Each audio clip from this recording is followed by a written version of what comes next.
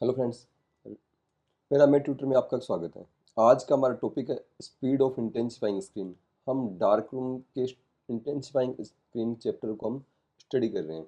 इस चैप्टर में हमने पहले भी कुछ क्लासेस ली हैं और आज की क्लास में मैं आपको इंटेंसिफाइंग स्क्रीन की स्पीड के बारे में बताने वाला हूँ।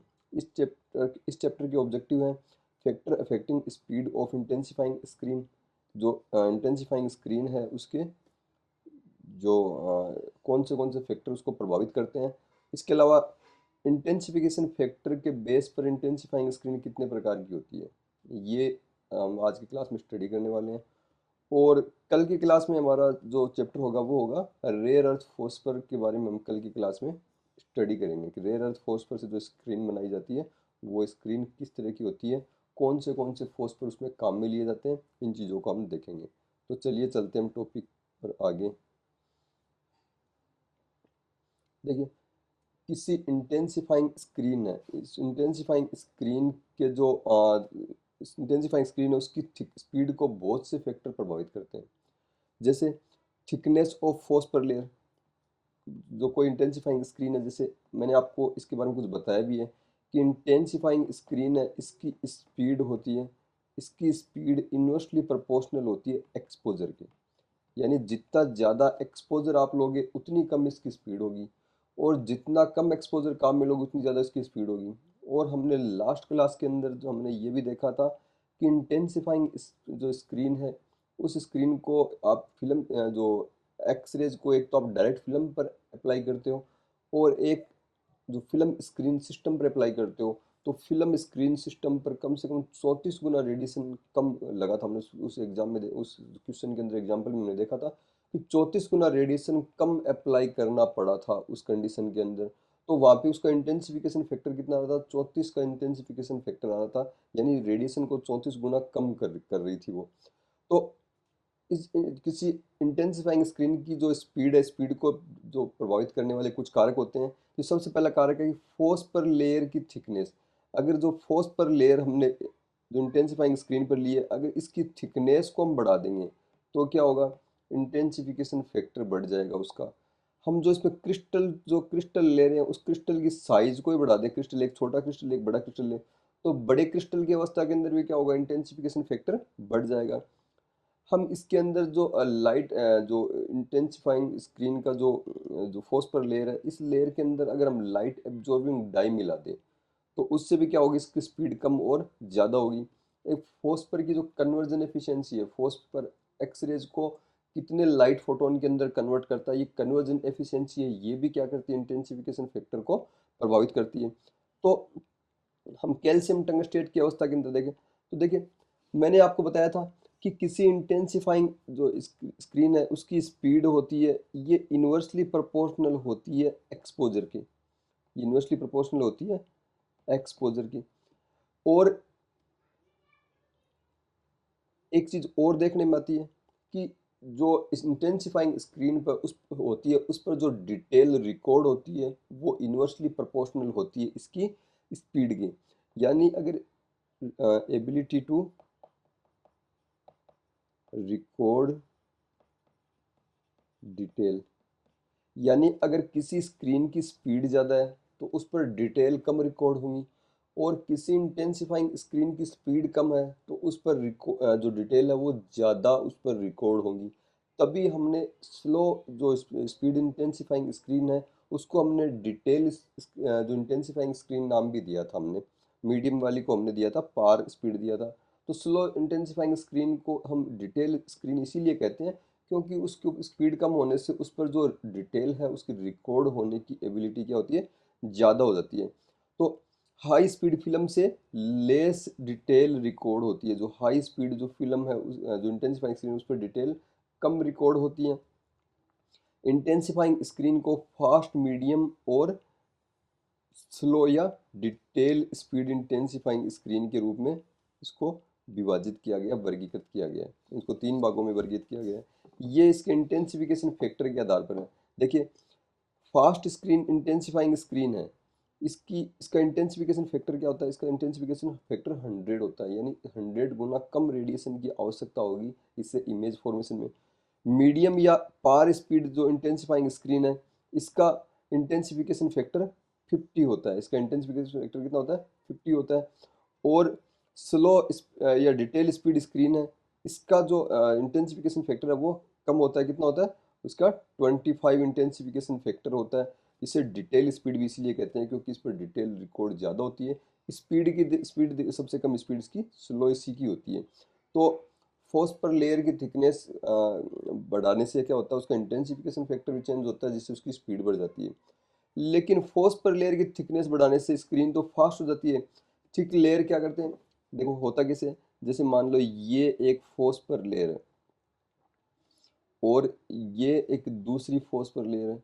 हमने ये दो अलग अलग फोर्स पर लेयर बना दी। इस पर जब एक्सरेज डाल रहे हैं और इस पर एक्सरेज डाल रहे हैं, जैसे 100 एक्सरे फोटोन हमने इस पर डाले, 100 इस पर डाले, तो ये एक्सरे फोटोन इस जो स्मॉल इसकी थिकनेस कम है उस इंटेंसिफाइंग स्क्रीन से गुजरती है। तो उस अवस्था में इन एक्सरे फोटोन के एब्जॉर्ब होने की संभावना कम होती है। कुछ ही क्या होते हैं इसके अंदर से एब्जॉर्ब होते हैं, बाकी इसके पार निकल जाते हैं। थिकनेस बढ़ा दोगे तो क्या होगा? एक्सरे फोटोन को इंटेंसिफाइंग स्क्रीन के अंदर एक बहुत ज़्यादा दूरी ट्रेवल करनी होगी, जिससे इसके एब्जॉर्ब होने की संभावना बढ़ जाती है। तो इस तरह से क्या होती है इसकी इसके अंदर इसकी थिकनेस बढ़ जाती है। लेकिन लेकिन इससे क्या होता है? इमेज की क्लैरिटी कम हो जाती है, क्योंकि इमेज में लाइट का डिफ्यूजन बढ़ जाता है। कैसे? देखिए, मान लो एक तो इंटेंसिफाइंग स्क्रीन है जिसकी थिकनेस ये है, और दूसरी इंटेंसिफाइंग स्क्रीन है जिसकी थिकनेस ये है। ये दोनों थिकनेस हमने दो इंटेंसिफाइंग स्क्रीन ले ली इसके अंदर, और इसके नीचे हमने क्या किया? ये जो इसके नीचे फिल्म है और ये इसके नीचे फिल्म हमने लगा लिया। अब मान लो एक एक्सरे फोटोन आया और वो यहाँ पर आकर एब्जॉर्ब होता है, तो उससे चारों तरफ जो लाइट निकलेगी वो लाइट एक क्या होगी? एक चारों तरफ रेडिएट होगी इसी सभी डायरेक्शन के अंदर। जैसे एक फुटबॉल की अगर हम उसके किनारे पर कोई लाइट बल्ब रखें तो चारों तरफ क्या होगी? लाइट इमिट होगी, उसकी हर सेगमेंट पर होगी। तो उसी तरह से तो ये जो एक्सरे फोटोन था ये तो छोटा सा था, लेकिन इसके द्वारा जो लाइट का फील्ड है ये बहुत ज़्यादा होगा। और इसने क्या किया? ये लाइट का इसने क्या किया? ये लाइट का इसने जो लाइट का जो एरिया है इसने एरिया बढ़ा दिया। दूसरा, अगर हम ये एक्सरे फोटोन है, ये अगर यहाँ पर आकर एब्जॉर्ब होता है तो इसका लाइट फील्ड भी क्या होता है? इसका लाइट फील्ड भी खूब बड़ा होता है, जो एक बहुत ज़्यादा दूरी पर आकर इसके अगर हम मान लो जितनी ज़्यादा ऊपर ही एब्जॉर्ब हो रहा है तो यहाँ से लाइट इमिट होगी। तो ये लाइट क्या होगी? एक्सरे फिल्म पर एक बहुत ज़्यादा एरिया को क्या करेगी? इमिट करेगी। बहुत ज़्यादा एरिया को इमिशन इसके ऊपर ये करती है, जो एक्सपोज करती है एक्सरे फिल्म को। तो छोटा सा पॉइंट था जो हमने जहाँ पे एक्सरे फोटोन जिस फोस्फर क्रिस्टल के ऊपर एब्जॉर्ब हुआ था, उसके जस्ट सामने ये लाइट से फिल्म को एक्सपोज करना था, लेकिन इसने बहुत ज़्यादा दूरी पर एक्सपोज किया है। क्यों? क्योंकि लाइट क्या हो गई है? लाइट का डिफ्यूजन हो गया, मतलब सभी दिशाओं में हो रहा है। तो ये एक्सरे फिल्म के ऊपर आगे जाके एक बहुत बड़े एरिया पर क्या करती है? एक्सपोज करती है, जिस कारण से इसका एक्सपोजर वहाँ पे ज़्यादा होता है। तो इस कंडीशन में क्या होता है? ये लाइट डिफ्यूजन के कारण इमेज की क्लैरिटी कम होती है। फोर्स पर क्रिस्टल के द्वारा उत्सर्जित लाइट ये सभी डायरेक्शन में जाता है, इस कारण से इसकी क्या होती है? स्कैटरिंग के कारण से ये स्क्रीन के ऊपर क्या होती है? बहुत ज़्यादा भाग को एक्सपोज करती है। एक और चीज़, एक्सरे अगर हम देखो, जैसे मैं आपको नीचे बताता हूँ, ये डायग्राम के जरिए हम देखते हैं कि एक्सरे फिल्म के ऊपर अगर हम ये जैसे फास्ट स्क्रीन हो गया, स्लो स्क्रीन हो गया, इस पर हमने कि ये लेड का ब्लॉक रख दिया, ये लेड का ब्लॉक रख दिया, और इसके नीचे इंटेंसिफाइंग स्क्रीन है। तो आइडियली क्या होना चाहिए? ये जैसे एक्सरे फोटोन को तो ये क्या करेगा? ये इसको पूरी तरह से ये इसको रोक लेगा, ये इसको पूरी तरह से रोक लेगा। लेकिन यहाँ से क्या होगा? जैसे ये इसको पूरी तरह से रोक लेगा इसको, और इस ब्लॉक के ऊपर ये लाइट फोटोन ने ये पूरे इसके ऊपर आकर ये इसको ब्लॉक कर देंगे। लेकिन इस लाइट जहाँ पे ये लेड ब्लॉक नहीं लगा है वहाँ पर ये सारे एक्सरे फोटोन आकर इस इंटेंसिफाइंग स्क्रीन के ऊपर यहाँ पर गिरने वाले हैं। तो आइडियली क्या होना चाहिए कि जहाँ पर लेड ब्लॉक लगा है उसके नीचे तो एक्सरे फिल्म बिल्कुल भी एक्सपोज नहीं होनी चाहिए लाइट के जरिए, इंटेंसिफाइंग स्क्रीन के बिल्कुल भी एक्सपोज नहीं होनी चाहिए। ये जो आवाज़ आ रही है और स्टूडेंट ऐड हो रहे हैं उनके कारण से आवाज़ आ रही है। और जहाँ पर लेड ब्लॉक नहीं है वहाँ पर क्या होना चाहिए? बहुत ज़्यादा एक्सपोजर होगा, जिसके कारण से यहाँ पे ब्लैकनेस होगी। तो आइडियली आपकी जो एक्सरे फिल्म है, एक्सरे फिल्म पर इस तरह की एक प्रेजेंस होनी चाहिए कि जहाँ पर ये लाइन है उसके यहाँ पर एकदम से ब्लैकनेस, और इसका ये वाला पार्ट है एकदम से वाइट होना चाहिए। लेकिन आप जब फिल्म को ऑब्जर्व करोगे तो आप देखोगे कि फिल्म के अंदर भी, जहाँ पे लेड ब्लॉक है उसके अंदर भी यहाँ पर कुछ क्या होगा, आपको ब्लैकनेस दिखाई देगी। और ये ब्लैकनेस जो फास्ट स्क्रीन के अंदर ज़्यादा दूरी तक दिखाई देगी। क्यों दिखाई देगी?